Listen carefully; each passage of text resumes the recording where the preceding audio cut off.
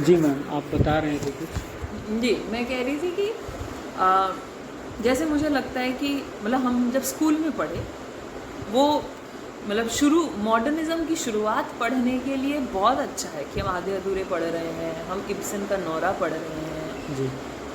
पर 2023 में महिला की वो प्रॉब्लम वो रेलिवेंट नहीं लगती मुझे नहीं लगता कि हाँ, आप अभी बोल सकते हैं कितने सारे कस्बों में, कितने सारे टाउन में आज भी औरतें प्रॉब्लम फेस करती हैं, बिल्कुल करती हैं, उसमें मना ही नहीं है।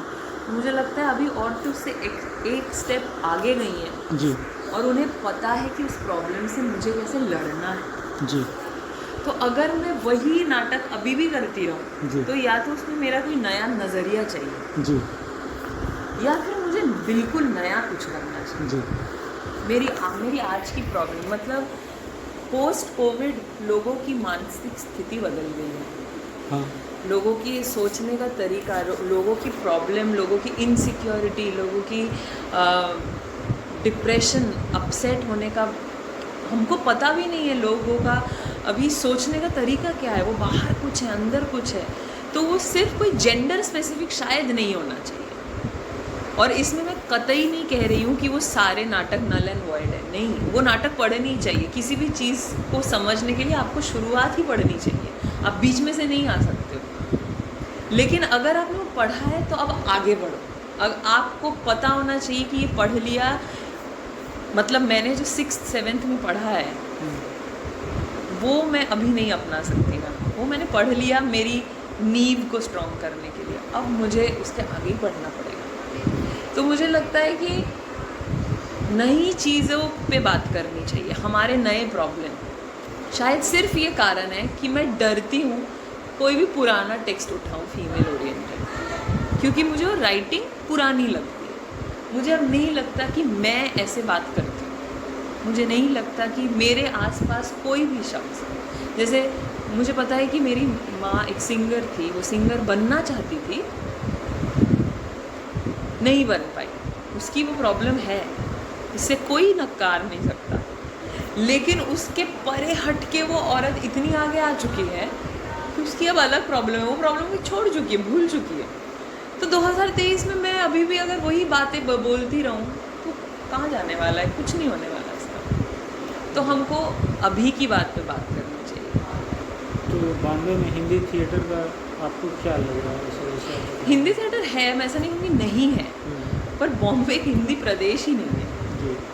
तो यहाँ कैसे होगा हिंदी नाटक बोल के, कैसे होगा? अच्छा। लेकिन हाँ, बॉम्बे में काफ़ी नया नाटक है, नया थिएटर, लोग अपना स्क्रिप्ट लिखते हैं, बहुत सारे नए नए लोग हैं जो अपना हिंदी नया लिखते हैं, new writers are coming in, तो वो स्क्रिप्ट्स होती है। और ज़्यादातर बॉम्बे इंग्लिश थिएटर भी करता है। हिंदी थिएटर में पूर्वा है जो बहुत अच्छा हिंदी थिएटर करती है, हाँ, और रसिका आगाशे का ग्रुप है जो हिंदी थिएटर कर रहा है। फिर हिंदी थिएटर करने में डी फॉर ड्रामा है जो कुमुद मिश्रा जी का ग्रुप है, वो लोग हिंदी थिएटर कर रहे हैं, वो लोग हिंदी नाटक कर रहे हैं। लेकिन बाकी बहुत सारे ग्रुप है जो, मुझे लगता है मेन लड़ाई ये है कि थिएटर कैसे बचा रहा है, चाहे वो हिंदी हो या इंग्लिश हो। तो अच्छा, पूरे महाराष्ट्र में इस थिएटर के बारे में पूरे महाराष्ट्र का तो मैं नहीं जानती, मैं बहुत सिलेक्टिव लोगों के ही नाटक देखना पसंद करती हूँ। लेकिन हाँ, अतुल कुमार का ग्रुप है, नाटक कर रहा है। मोहित टकल का, अतुल का तो ग्रुप ही नहीं है, बॉम्बे में ही है। मोहित का ग्रुप है आसक्त, वो लोग मराठी और हिंदी दोनों नाटक करते हैं। मोहित सर मराठी हिंदी, हाँ, वो पूना से करते हैं। जी जी, पुणे से। और अतुल सर यहाँ पे। जी। ये हिंदी थिएटर क्या है? जी कौन? अतुल? हाँ। जी, वो हिंदी, हाँ, हिंदी मेजरली हिंदी, पर इंग्लिश भी प्लेज हैं उनके ग्रुप के। रजत कपूर करते हैं, वो नया उन्होंने शायद कुछ नहीं किया, पर वो थिएटर का सुनील शानबाग थिएटर करते हैं। सुनील शानबाग जी, जी, उनका ग्रुप है तमाशा थिएटर। जी, और उनके ग्रुप में है सपन सरन, वो बहुत अच्छा थिएटर करती है, वो बहुत यंग थिएटर डायरेक्टर में से, अभी हाल फिलहाल उसने नाटक किया है बिलक। तपन सरन। सपन सपन सरन। हाल फिलहाल उसने नाटक किया है बिलवेड बोल के, जो कि पुअर लोगों पर है, LGBTQ इन पर है। LGBTQ बहुत ही सुंदर नाटक, इतनी सुंदर उसमें कहानियाँ हैं, कविताएं हैं, म्यूज़िक है, नए लोगों के कौन साथ। सा नाम बताएंगे? Beloved, beloved, beloved, BELOVED।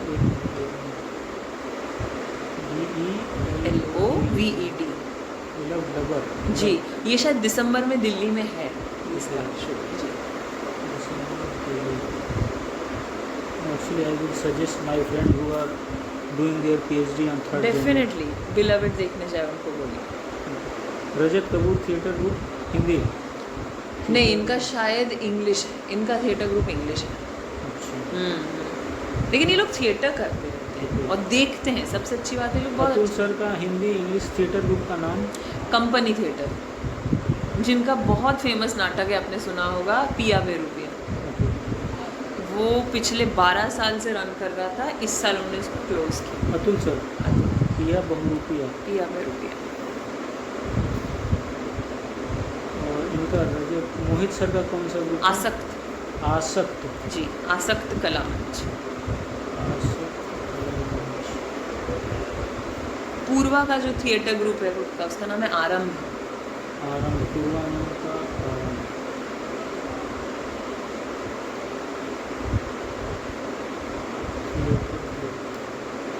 जी, और रस्का वासन का बीइंग एसोसिएशन। Being, BEING। अच्छा being, being association. Being association. हाँ।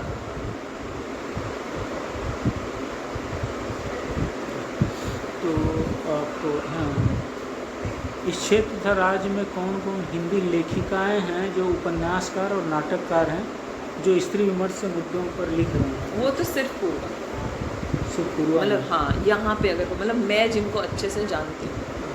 कुछ जैसे आपको पता है उनका जो स्त्री विमर्श से संबंधित लिखा है, तो याद है? ये सब स्त्री विमर्श से ही है, जो ये बंदिश है। एक मिनट, बंदिश इन्हीं का लिखा हुआ है। जी, रोशे रोशे। फिर उसका नाटक है एक लेडीज संगीत। अच्छा, लेडीज संगीत। हाँ, ओके टाटा बाय बाय। और काफ़ी अच्छे मुद्दों पर बातचीत है। Okay tata bye bye.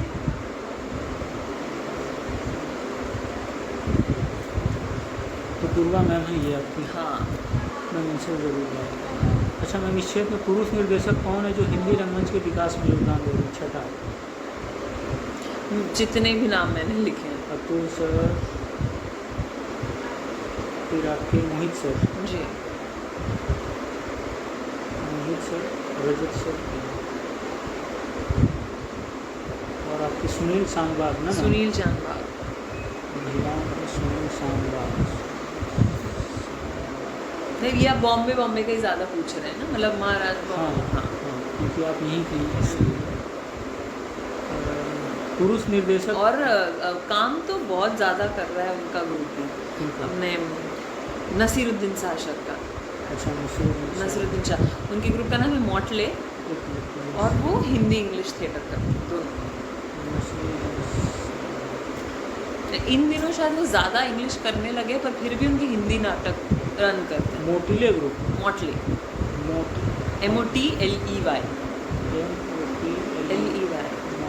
मोटले। English Hindi both.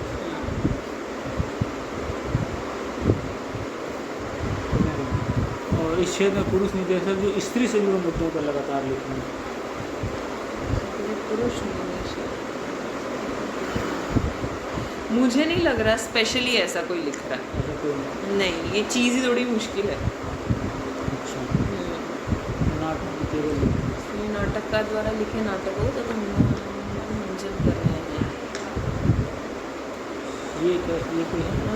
लिखे नहीं, इसमें भी एक्चुअली पूर्वा का काम आप देखिए। पूर्वा ना जैसा मुगले आजम जैसा नाटक ब्रॉड स्केल में होता है ना, पूर्वा वैसे ही नाटक करती है। हाँ, और पूर्वा के हर नाटक का केंद्र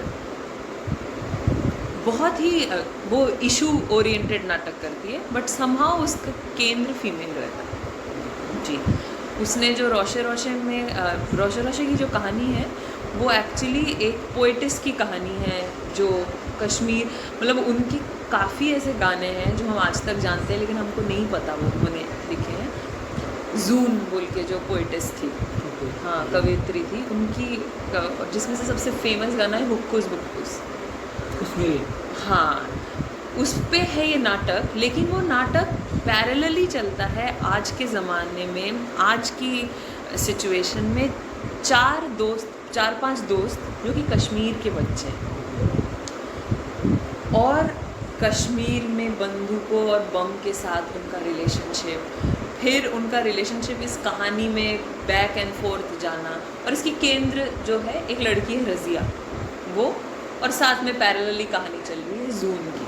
तो केंद्र जो है वो महिला ही है, लेकिन dealing with a larger issue of politics Kashmir.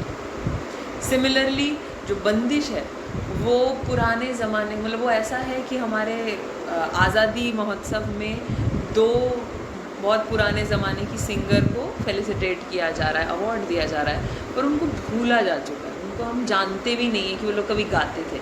जो कि आजकल होता है कि आप कहीं गांव से उठाकर किसी पुराने सिंगर को लेके आते हो, फीमेल सिंगर को, और बोलते हो ये नौटंकी गायिका थी, ये थी, उनको हम सम्मान दे रहे हैं, लेकिन उस सम्मान कुछ होता नहीं है क्योंकि उनके पास खाने के पैसे नहीं हैं। तो उन पर है, वो 2 ऐसी महिलाओं पर है, और ऐसी 2 महिलाओं की पुरानी उनकी लाइफ कैसी थी, आज़ादी के टाइम से वो कैसे गई हैं, उनकी कहानी है। और वो आज के सिंगर जो कि उनको फेलिसिटेट करने जा रहे हैं और स्टेज पे खड़े होकर हिप हॉप गाते हैं, वो लोग उनको सम्मानित करेंगे। तो कैसे उनकी लाइफ में, तो वो बहुत अच्छे मुद्दों पर लिखती है। जो उसकी जो लेडीज संगीत का मुद्दा है, घर पे एक लड़की की शादी है, सारे लोग कैसे तैयार हो रहे हैं, और उस दौरान पता चलता है कि उसका जो फादर है वो एक्चुअली, मतलब इतने साल तक उसने अपनी बेटी को किया, लेकिन शादी के दिन पता चलता है कि उसका फादर एक्चुअली क्वेयर कम्युनिटी से है, वो गे है।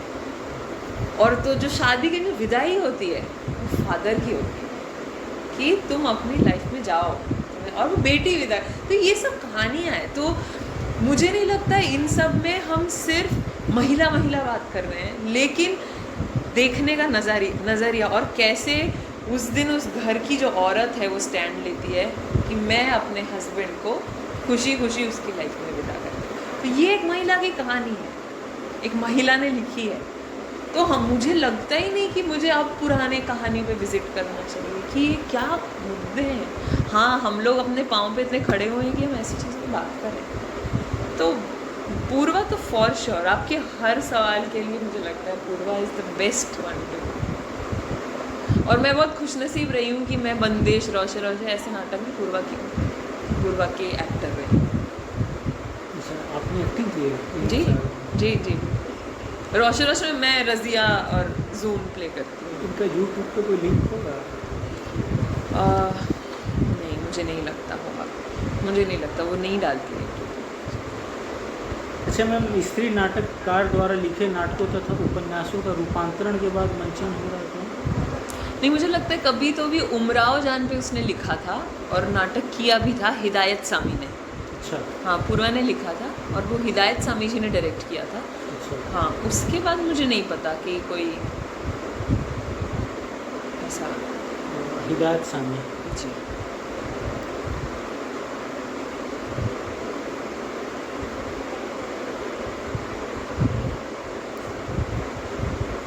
अच्छा मैम, स्त्री एक्ट्रेस, वुमेन एक्ट्रेस के आने से रंगमंच की स्थिति में आप कैसा बदलाव देखते हो?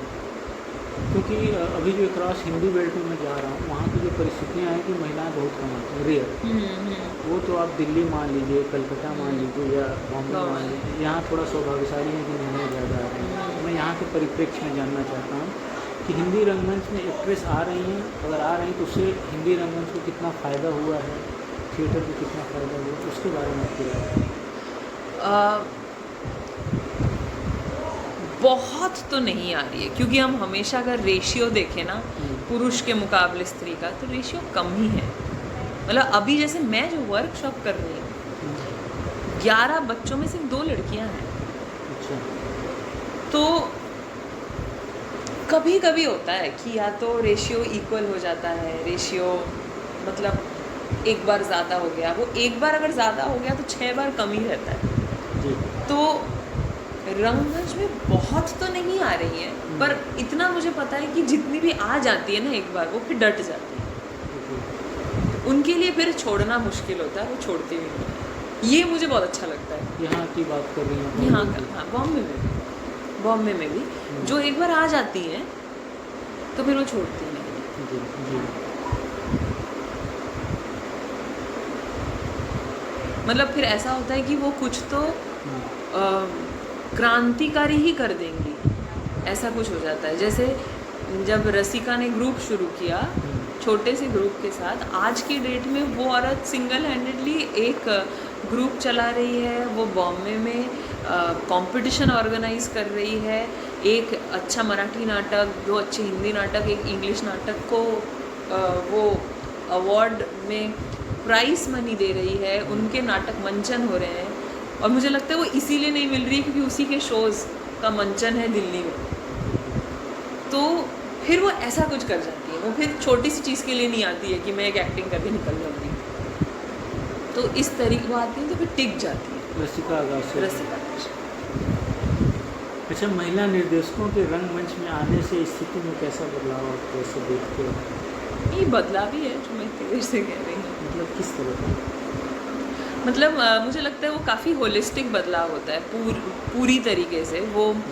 हाँ, कोई भी एक चीज़, मतलब यूजुअली फीमेल जब किसी चीज़ को देखती है वो, मतलब अगर मैं किसी टेक्स्ट को देख रही हूँ तो फिर वो सिर्फ टेक्स्ट का नज़रिया नहीं होता, वो संपूर्ण नज़रिया होता है। ऐसे ह्यूमन किसी चीज़ को, मतलब जैसे किसी नाटक को बनाने में प्रोसेस जाता है, मुझे लगता है कि कोई विमेन डायरेक्टर अगर किसी चीज़ को देखती है तो एक प्रोसेस के थ्रू होता है। सिर्फ तो टेक्स्ट में आप बदलाव देखते हैं? वही बोलने का, बहुत ज़्यादा नहीं, पर हाँ। और कोई चीज़, प्रेजेंटेशन, नज़रिया? Not that much. आप जो बोलेंगे वही लिखना है। जी जी जी जी, हाँ। आपका पर्सपेक्टिव वही बोल रहा हूँ। एक तो आप बोल रहे हैं महिला निर्देशक से आने से बदलाव है, टेक्स्ट में वो अपना उनका आता है कुछ। जैसे मैं अपनी बात कहूँ, मैं मतलब ये मेरे सर द्वारा ही आया है, मैं हमेशा नया करना चाहती हूँ। या तो नया पढ़ के करो जो नहीं पढ़ा गया है, या नया लिखो। अच्छा, मतलब नया मतलब जैसे अभी मैं चाहे वो बच्चों के नाटक की बात क्यों ना करूं, हमारे पास कई कहानियाँ थी, कई कहानियाँ, चाहे वो पंचतंत्र से रिलेटेड हो, चाहे वो, लेकिन फिर ना मुझे मेरे घर के बच्चे याद आते हैं जिनको पंचतंत्र नहीं हिट करता है, जिनको नहीं पता है, वो 1 साल तक हाथी घोड़ा बिल्ली सुनेंगे। उनके लिए बचपन है प्ले स्टेशन, उनके लिए बचपन है मोबाइल में चलते हुए। लेकिन फिर भी मुझे अगर उसका इनोसेंस बरकरार रखना है तो मैं उनके इर्द गिर्द कहानी लिखूँगी। मैं अभी जो मैं नाटक कर रही हूँ ना, उसमें इशू है पानी की कमी, लेकिन जो कैरेक्टर्स बात कर रहे हैं वो एक छोटा बच्चा और एक रोबोट। और जब वो रोबोट बात करता है तो रोबोट अंत तक पता चलता है वो रोबोट था नहीं, वो भी इंसान था, पर उसके शरीर में इतनी पानी की कमी हो गई कि वो अकड़ गया, वो रोबोट हो गया। तो बच्चे रिलेट कर पाते हैं क्योंकि वो थ्रू आउट कहानी सुन रहे हैं एक रोबोट की नज़रिए से जो उनके दोस्त हैं, प्ले स्टेशन स्पेसशिप से आया वो, लेकिन उन्हें पता चलता है ये तो मैं हूँ, अंत तक मैं अगर पानी का होने, तो मुझे लगता है कि उन तक ऐसे कैसे कहानी पहुँचाओ कि वो आज की कहानी है। वो उनके लिए ऐसा ना हो कि कोई शेर ने आके बोल दिया कि पानी बचाओ और वो पानी बचाने लग गए। उनके लिए वो ऐसा कैरेक्टर हो कि इसको तो मैं छूना चाहता हूँ, इसको तो मैं रोज़ मोबाइल में देख रहा हूँ, लेकिन भी पता चलता है कि तो मैं ही हूँ, मेरी भी हालत हो सकती है। तो फिर लगता है अभी की बात करते हैं, अभी कैसे हो, मतलब प्रेजेंट की आप बात करते हैं। प्रेजेंटेशन जैसे मैं सच बात बताऊँ, जब ये कहानी आई दिमाग में, जब सोचा गया, मेरे ग्रुप के 2 राइटर्स से मैं बात कर रही थी, तो उनमें से एक का कहना था कि भूकंप आना जितना हमें एक बड़े शख्स को हिट करता है उससे शायद ज़्यादा हिट एक बच्चे को करता है। जी। हमको देखना है कि बच्चे को किस तरीके से हिट किया, तो बच्चे की कहानी रहेगी। मतलब आप ये बोल रहे हैं कि समकालीन समस्याएं की वर्तमान समकालीन, बिल्कुल। जैसे अगर हम बच्चों को न्यूज़ दिखाए 4 दिन, उनको 5वें दिन पता होगा क्या हो रहा है पैलेस्टाइन में, उसका क्या नज़रिया है वो देखने का। तो हमको उनको ऐसा बेवकूफ़ थोड़ी ना रखना है कि आप वो मत देखो, बुरा हो रहा है, ख़राब हो रहा है। उनको बताओ क्या हो रहा है, उनको सिंपैथी डेवलप होनी चाहिए। जैसे मैं सच बात बताऊँ, ये रोबोट और AI और प्ले स्टेशन और इन सब से ऐसा भी तो हो रहा है ना कि लोग इनसेंसिटिव हो रहे हैं। लेकिन हमें अपने आज के बच्चों को, आज के मेरे साथ जो पल रहे हैं, बढ़ रहे हैं, मुझे उनको इनसेंसिटिव होने नहीं देना है। मुझे उनको सब चीज़ के बारे में बताना है, कैसे बताया जाए, उनकी वोकेबलरी में, उनके शब्दों को इस्तेमाल करके वही चीज़ कैसे बताई जाए। तो ये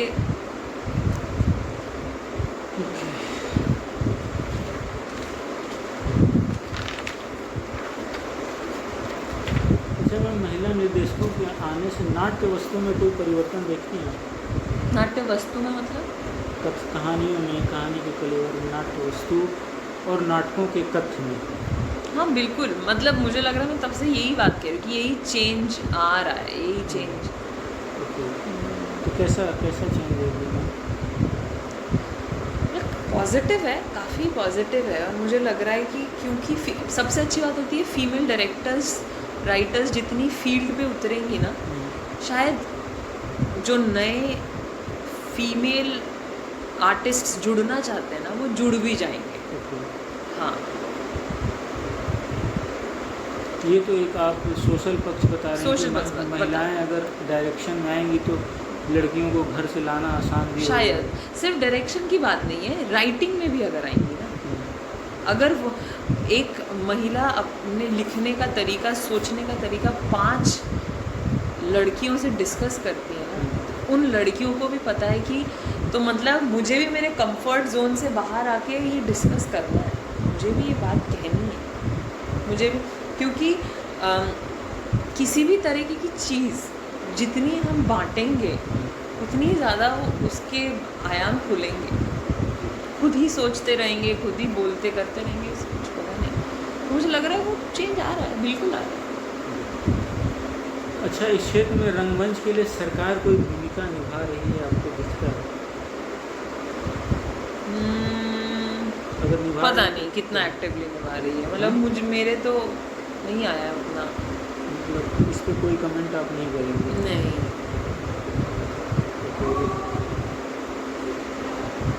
आप क्या एक्सपेक्टेशन क्या करते हैं गवर्नमेंट से? आप लोग के लिए क्या है? थिएटर में जो लोग काम कर रहे हैं, ये तो आपने कुछ सोचा होगा। मैं सच में चाहती हूँ कि फ़िल्म जिस तरीके से फ़िल्म इसलिए फ़िल्म हो पाती है क्योंकि उसमें प्रोड्यूसर और प्रोडक्शन की कमी नहीं होती है। मुझे लगता है थिएटर भी इस्टेब्लिश हो पाएगा अगर उसमें रिसोर्सेज की कमी ना हो।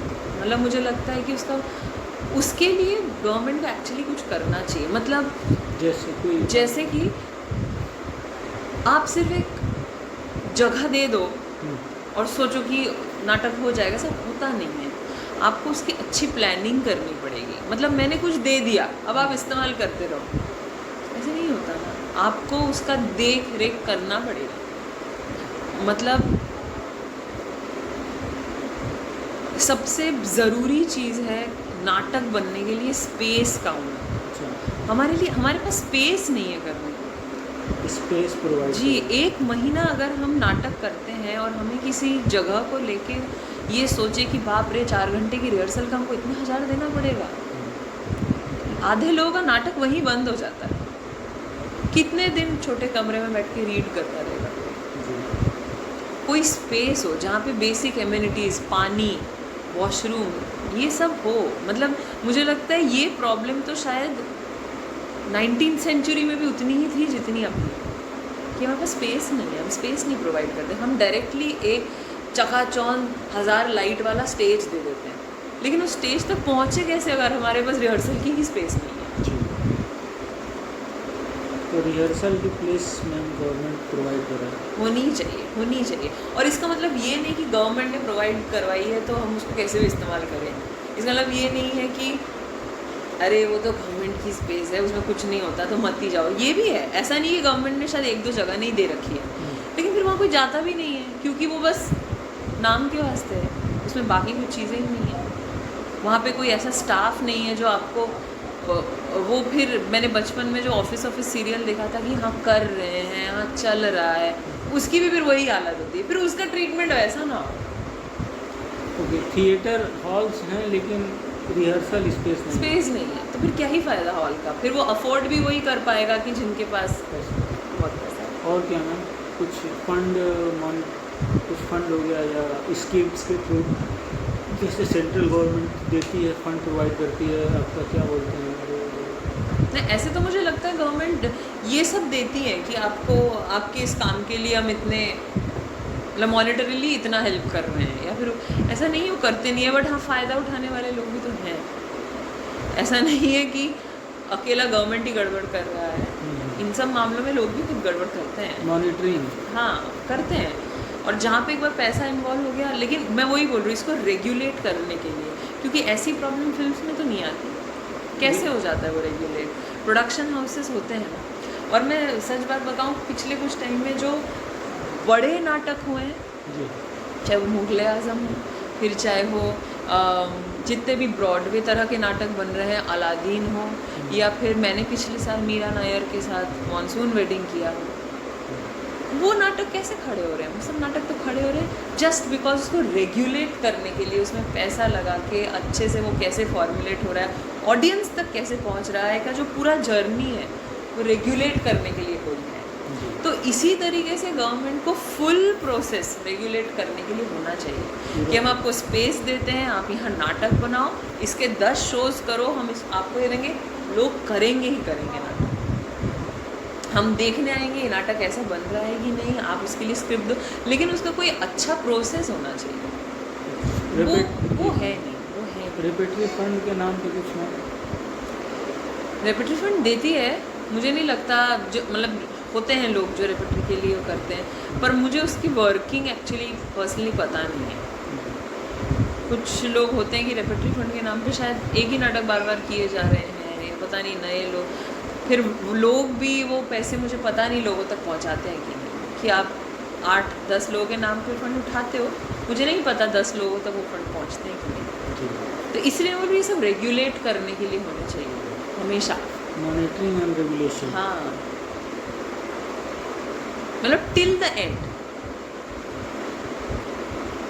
जैसे फिल्म में पैसा लगाने से लेके जब तक रिलीज़ नहीं हो रहा तब तक प्रोड्यूसर का काम ख़त्म नहीं है, उसी तरीके से नाटक में भी जब तक वो पहुंचता नहीं है ऑडियंस तक, एक्टर्स को फीस नहीं मिलती है, स्पेस में अच्छे से नाटक नहीं होता, तब तक गवर्नमेंट रेगुलेशन चाहिए, बिल्कुल चाहिए। यहाँ पे हिंदी रंगमंच की कोई स्ट्रेंथ आप देखती हो? स्ट्रेंथ मतलब कहीं की ताकत ये है, जैसे एक ताकत आप ये मान सकती हैं कि कहीं हिंदी थिएटर जैसे आप लोग की जिजीविषा की वजह से चल रहा है, या फिर जो लोग हर जगह जिजीविषा की वजह से चल रहा है। हाँ, और हाँ, जैसे कोई बड़ी शख्सियत हो जो हिंदी थिएटर का नाम हो, पहचान दिला रहा हो, तो स्ट्रेंथ तो कुछ भी हो सकती है। तो वही मैं जानना चाहता हूँ कि ज़्यादा महिलाएं काम कर रही हैं, या महिलाओं से ज़्यादा पहचान है, या पुरुष ज़्यादा पहचान दिला रहे हैं, या कुछ भी, स्ट्रेंथ तो कुछ भी हो सकती है। आपके अनुसार क्या ताकत है हिंदी रंगमंच की? मैं एक ताकत नहीं बोल पाऊँगी, ऐसा नहीं होता है। हाँ, वो हाँ, ऐसा नहीं होता है। तो मुझे लगता है कि बहुत ज़्यादा बेवकूफ़ भी नहीं है ऑडियंस। आप उसको अगर सच्ची बात बता रहे हो ना, सच्ची, वो आपको सुनने आएगी। अगर आपने अपना 100% मन लगाया है ना, उसमें दिल लगाया है परफॉर्मेंस को तैयार करने में, तो नो डाउट शुरू के कुछ चीज़ में मेहनत होगी, क्योंकि लोग आएंगे। फिर चाहे आप वो कॉमेडी कर रहे हो, आप वो म्यूज़िक कर रहे हो, फिर उस नाटक की स्ट्रेंथ कुछ भी हो सकती है। जैसे मैं हुनकारों की बात कर रही हूँ, हाँ, हमको हमेशा प्रमोट करने के लिए मेहनत लगती है। हमें लगता है कि बाप रे हम इस बार हम 300 तो ले आए, बाप रे इस बार 500 तो ले आए। पर कहीं ना कहीं मुझे पता है वो इतना दिल लगा के बनाया हुआ परफॉर्मेंस है और वो ऐसे पहुंच चुका है लोगों तक कि हुंकारों ने माउथ पब्लिसिटी के थ्रू भी ऑडियंस जुगाड़ा, जबकि उसमें कोई कॉमेडी नहीं है, हम उसमें बड़ा सेट नहीं है, कोई 10 बार कॉस्ट्यूम नहीं बदलता, कोई हम एक ही जगह बैठे हुए हैं। फिर भी उस नाटक को राइटिंग के लिए भी अवार्ड मिला है, लाइट के लिए भी अवार्ड मिला है, कॉस्ट्यूम के लिए भी अवार्ड मिला है और डायरेक्शन के लिए भी अवार्ड मिला। तो मतलब मैं तो चाहूँगी कि आप एक्चुअली वो नाटक देखें। आपको मतलब आप जितनी भी चीज़ें होती हैं ना नाटक के लिए चाहिए होती है, जो हम शुरू में बोलते हैं सेट लाइट कॉस्ट्यूम में, आपको देख के लगे इसमें तो कुछ भी नहीं है, क्यों है इस नाटक का अवार्ड? लेकिन आप नाटक देखने बैठेंगे आपको सारी चीज़ें दिखेंगी कि कितना मिनिमल में कुछ नाटक हो सकता है। अच्छा मैम, पहले के रंग ताकत में क्या कुछ लिखने या कुछ क्या बताना चाहेंगे ताकत में? मतलब आप बोल रहे हैं कि एक नहीं अनेक चीज़ें हैं, तो जैसे म्यूज़िक है, म्यूज़िकल बहुत पसंद आते हैं लोगों को, लोग खुश होते हैं। और वो ये मुझे एक्चुअली बोलने का मन नहीं करता, बट सच में लोग कॉमेडी देखने के लिए बहुत आते हैं। लोग उनको बस हाँ ये है, यहाँ पे लोग कॉमेडी देखने नहीं, अगर आप बोलेंगे इसको हटा दूँ तो हटा दूँगा, क्योंकि मैं एग्जैक्ट वही लिखना चाहता हूँ जो आप समझ रहे हैं, जो आपके अनुसार है, कुछ अपनी तरफ से नहीं लिखूँगा। नहीं, मैं समझ रही हूँ, लेकिन मतलब मुझे ये बोलना अच्छा नहीं लगता कि किसी नाटक का स्ट्रेंथ कॉमेडी है। किसी नाटक का नहीं, ओवरऑल इस क्षेत्र की मैं स्ट्रेंथ बोल रहा हूँ। लोग खूब पसंद करते हैं कॉमेडी, इस क्षेत्र में लोग कॉमेडी नाटक खूब पसंद करते हैं, क्योंकि महाराष्ट्र का एक कमर्शियल थिएटर का वो रहा है ना हमेशा जी। इस वजह से शायद लोग यहाँ पे कॉमेडी नाटक बहुत पसंद करते हैं। अब कॉमेडी दिखा दो लोग आ जाएंगे। हाँ, और अगर आपने पोस्टर में लिख दो कॉमेडी प्ले तो बिना देखे बिना जाने लोग लाइन में खड़े हैं। ये तो यहाँ पे। अच्छा मैं पहले के रंगमंच से अब के रंगमंच में कैसे बदलाव आया है? कैसे बदलाव आया? तकनीकी पक्ष में पहला ये तो मतलब जितना डेवलप होगा बदलाव तो आएगा। तकनीकी पक्ष में तो हाँ, आया ही मतलब है, चाहे वो हाँ। लाइट्स के लिए, अच्छा लाइटिंग के संदर्भ में हमने लिखा ही है, लेकिन हाँ तकनीकी पक्ष में आया भी है कि हम लोग बहुत मल्टीमीडिया यूज़ करने लग गए हैं। अच्छा, एक तो मल्टीमीडिया जी, और बहुत मल्टीमीडिया यूज़ होने लगा है। फिर और मुझे लगता है कि अभी के लोग 2023 कुछ कहानी दिखाते हैं ना, कोई कैरेक्टर स्टेज पे होता है, ये जस्ट फ़ोन होता है, मतलब हम लोग, लेकिन मुझे लगता है कि हम लोग जितनी ये मतलब ये मेरा बहुत पर्सनल वो है, हम लोग टेक्निक पे बहुत ज़्यादा बिलीव करने लग गए हैं जब से टेक्निक आ गया है। बाकी सारी चीज़ें थोड़ी सेकेंडरी हो गई है, फिर चाहे वो टेक्स्ट हो और वो हो, पर हाँ एक तरीके से अच्छा भी है जो इसको अच्छे से यूज़ कर पाते हैं। तो तकनीकी पक्ष में ये कि मल्टीमीडिया यूज़ होने लग गया है।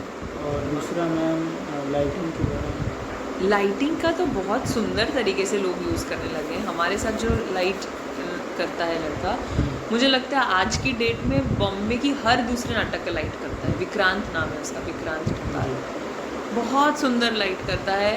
लाइट का मतलब 2 लाइट्स का फ्यूजन, उसकी लाइट्स अपने आप में कहानी कहती है, उसका आना जाना, किस तरीके से कब देना है लाइट, कितना अंधेरे में रख के कितनी इंटेंसिटी में देना है उसकी। और वो एक्चुअली स्टूडेंट है प्रदीप वैद्य जी का। प्रदीप वैद्य जी लाइट्स करते हैं, और सबसे सुंदर बात है वो पूना से हैं, आसक के, वो डॉक्टर थे। और मैंने उनको पूछा था कि आपको क्यों लगा आपको लाइट्स करना है, बोले कि जब मरीज़ के ऊपर वो लाइट जलती है ना, मुझे वो लाइट इतनी अच्छी लगती थी, और मुझे था ये स्टेज पे कितनी अच्छी लगेगी। ये पहली बार उन्होंने मुझे कहा था, और वहाँ से उनको लाइट्स करने का आया स्टेज पे। तो लाइट्स अपने आप में मुझे लगता है एक अलग पैरेलल कहानी कहती है नाटक की। हाँ, तो नई नई लाइट्स यूज हो रही हैं, जैसे मैं कौन सी लाइट्स आप लोग? इंटेलिजेंट लाइट, इसका क्या वो इंटेलिजेंट लाइट किसके बारे में? इंटेलिजेंट लाइट एक होती है जो ऐसे आपको फॉलो करती है ना, जो okay, follow light. Follow light जो होती है, ओके। वो अपने आप में एक पूरा यंत्र दिखता है और मुझे। यहाँ गोबोज बहुत यूज होते हैं। गोबो? गोबो मतलब आप लाइट्स में अलग अलग फिगर डालते हैं और वो स्टेज पे आते हैं ना, जैसे आप वो जो बहुत ज़्यादा कैसे बताऊँ, फ्लोर पे दिखा देंगे कि तारे ही तारे हैं, और ये फिर लेज़र लाइट का यूज़ होना, ओके। ये सब बहुत। और कुछ LED? LEDs, स्ट्रोब लाइट खैर बहुत पुराना है, वो अभी का नहीं है, पर हाँ। हाँ, मंचन के क्षेत्र में कैसा आप देख रहे हैं पहले से और आज के क्षेत्र में? मुझे लगता है लोग आजकल बहुत मतलब अब सिर्फ क्या बताऊँ, रियलिस्टिक और रियलिज्म में ही नहीं रह गए हैं। लोग काफ़ी एक्सपेरिमेंट करते हैं स्टाइलाइजेशन को लेकर, मतलब फ्री मंचन होता है उनका, वो बंधा हुआ टेबल चेयर कुर्सी का बॉक्स सेटअप नहीं होता है, जो कि मुझे लगता है बहुत अच्छा है। एक्सपेरिमेंटेशन है यहाँ पर भी। हाँ, खूब।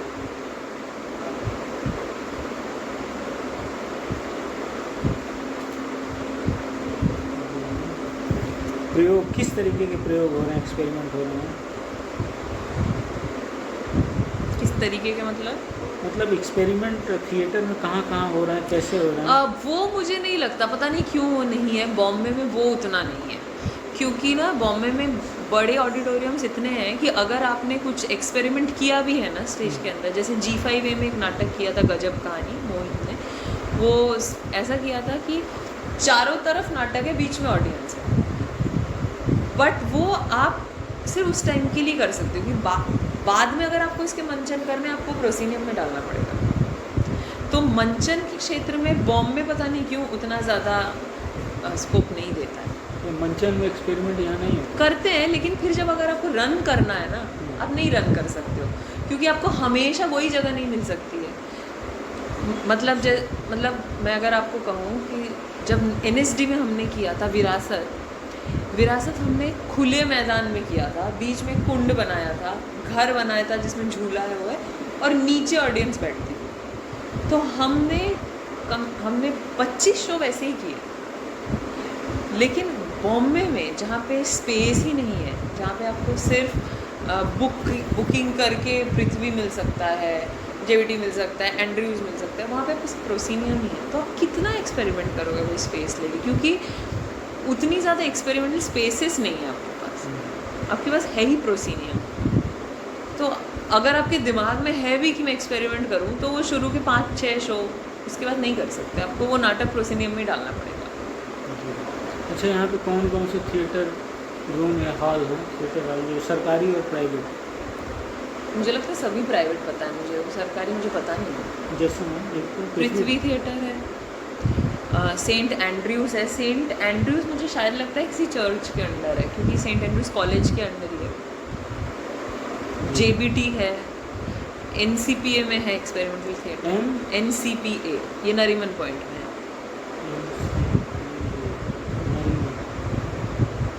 ये तो बड़े स्पेसेस हो गए, छोटे स्पेसेस तो भरे पड़े हैं, मशरूम की तरह उगे हुए हैं बहुत ज़्यादा। जैसे एक शकुंतलम बोल के स्पेस है, फिर यहीं पे है एक्टर कृष्णा की स्पेस का क्या नाम है, जहाँ भी रसिका के पूरा फेस्टिवल हुआ, उसका नाम भूल गई मैं, मुक्ति मंच है, और तमाशा स्टूडियो का खुद का एक छोटा स्पेस है। तो छोटे स्पेस तो बहुत है, छोटे स्टेज हैं। हाँ, बहुत है। एक आप पृथ्वी, सेंट एंड्रयूज, NCPA, एक और आपने बताया था पृथ्वी से JBT, फुल फॉर्म जमशेद बाबा थिएटर। अच्छा, जमशेद बाबा थिएटर। अभी नीता अंबानी वाला स्पेस खुला है जो NMACC, कौन सी है? Nita Ambani, NMACC, Nita Mukesh Ambani cultural centre है। अच्छा, ये नीता मुकेश। हाँ, उन्होंने जो खोला है।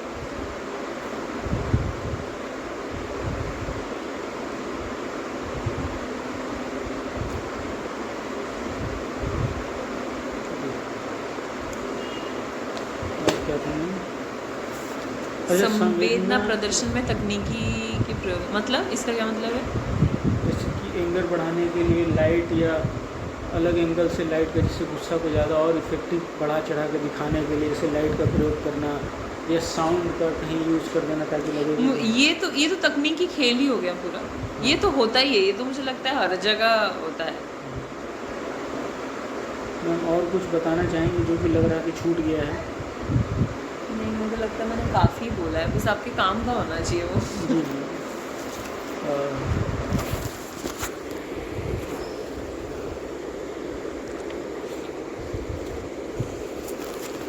बहुत बहुत थैंक यू मैम कि आपने अपना इतना महत्वपूर्ण टाइम दिया।